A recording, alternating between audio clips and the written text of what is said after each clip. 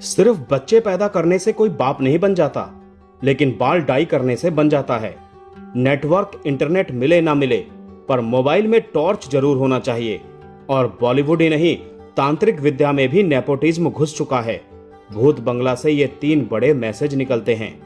Comedy फिल्मों के fans पिछले 1.5 दशक से अक्षय कुमार और प्रियदर्शन के साथ आने की दुआ क्यों कर रहे थे? इसकी 2 वजह हैं। अक्षय से बेहतर फिजिकल कॉमेडी शायद ही कोई दूसरा लीड एक्टर कर पाए, और उस कॉमेडी से 2.5-3 घंटे जनता को फंसाने का हुनर प्रियदर्शन से बेहतर किसी के पास नहीं है। इसीलिए दोनों का रीयूनियन लेकर आई भूत बंगला से उम्मीदें तो तगड़ी होनी ही है। पर क्या ये भूत बंगला आपकी मेहमान नवाजी पूरी शिद्दत से कर पाएगा? मिथिला पालकर अपने प्रेमी से राजी खुशी शादी कर सके, इसीलिए उसका भाई अक्षय कुमार और पिता जिसू सेनगुप्ता हर जुगाड़ जतन कर रहे हैं। इसमें पंडितों के बताए उपाय से लेकर वेडिंग डेस्टिनेशन खोजने तक काफी तामझाम है। पर अचानक पता चलता है कि मीरा के दादाजी मंगलपुर के महाराज उसके नाम अपना पुश्तैनी महल छोड़कर चल बसे हैं। भाई बहन को उनके पिता ने कभी ये महल विरासत का मैटर बताया ही नहीं, तो अक्षय कुमार इसी महल में अपनी बहन की शादी का प्लान लिए मंगलपुर पहुंच जाता है। ये वही गांव है जहां लोग वधूसुर के डर से शादी के लिए गंगा पार जाते हैं। अक्षय कुमार लोगों की बातों और कहानियों को अंधविश्वास मानते हैं, लेकिन हवेली में केयर टेकर असरानी और वेडिंग प्लानर परेश रावल और उसके भतीजे यानी राजपाल यादव के साथ अजीब और डरावनी घटनाएं होने लगती हैं। हालात तब बदलते हैं जब अर्जुन खुद एक भयानक अनुभव का सामना करता है और उसे यकीन हो जाता है कि मंगलपुर सच में श्रापित है। अक्षय कुमार के इस सफर में वामिका गब्बी भी उससे जुड़ती है, जबकि मनोज जोशी, राजेश शर्मा, भावना पानी और जाकिर हुसैन जैसे किरदार कहानी में अलग अलग परतें जोड़ते हैं।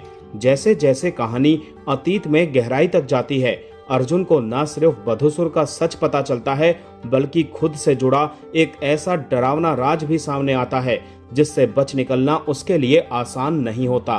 फिल्म की शुरुआत हल्के फुल्के अंदाज में होती है, जहां फर्स्ट हाफ कुछ हद तक मनोरंजन देता है। अक्षय कुमार, असरानी, राजपाल यादव और परेश रावल की मौजूदगी नॉस्टैल्जिया के साथ कॉमेडी भी पैदा करती है, लेकिन ये असर ज्यादा देर तक टिक नहीं पाता। सेकंड हाफ में कहानी बिखर जाती है। प्रियदर्शन अपने आजमाए हुए टेम्पलेट पर चलते हैं, लेकिन लंबे रन टाइम में जरूरत से ज्यादा मसाले डालने की वजह से फिल्म का संतुलन बिगड़ जाता है। फिल्म में दुल्हन के गायब होने वाला ट्रैक साल 1979 में रिलीज फिल्म जानी दुश्मन की याद दिलाता है, जबकि फ्लैशबैक भूल भुलैया से प्रेरित लगता है।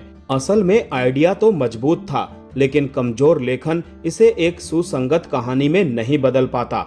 कई सीन ऐसे लगते हैं जैसे अलग अलग सोचे गए हों और बाद में जोड़ दिए गए हों, जिससे हवेली में होने वाली घटनाएं बेतरतीब और अतार्किक महसूस होती हैं। हालांकि प्रियदर्शन अपनी पसंदीदा स्टारकास्ट के साथ कॉमिक टाइमिंग साधने की कोशिश करते हैं, लेकिन कई जगहों पर कॉमेडी फूहड़ और जरूरत से ज्यादा लाउड हो जाती है। प्री क्लाइमैक्स में वधूसुर के साथ फाइट सीन में वीएफएक्स प्रभावित करते हैं, लेकिन क्लाइमैक्स तक आते आते एक संतोषजनक होलसम एंटरटेनर बनने की कमी साफ महसूस होती है। संगीत, जो हॉरर कॉमेडी फिल्मों की जान होती है, यहाँ कमजोर है। प्रीतम का म्यूजिक औसत रह जाता है, जहाँ राम जी भला करे जैसे गाने भी खास असर नहीं छोड़ पाते। अगर अभिनय की बात करें तो अक्षय कुमार अपनी कॉमिक टाइमिंग के साथ अपने किरदार को मनोरंजक बनाते हैं। फिल्म में वो दोहरी भूमिका में है और उनका गेटअप चौंकाने वाला साबित होता है। कॉमेडी को आगे बढ़ाने में असरानी, राजपाल यादव और परेश रावल की ये चौकड़ी अपने किरदारों के जरिए कई जगहों पर नॉस्टैल्जिक अनुभव देती है। खास तौर पर यह फिल्म असरानी जैसे सीनियर कलाकार के लिए एक ट्रिब्यूट मानी जा सकती है। फिल्म के बाकी किरदारों में वामिका गब्बी को बहुत ही कम स्क्रीन टाइम मिला है। तब्बू जैसी सीनियर और अनुभवी एक्ट्रेस को वेस्ट कर दिया गया है। मिथिला पालकर, राजेश शर्मा, जिसू सेनगुप्ता, जाकिर हुसैन जैसे तमाम कलाकारों ने अपने रोल्स को बखूबी निभाया है।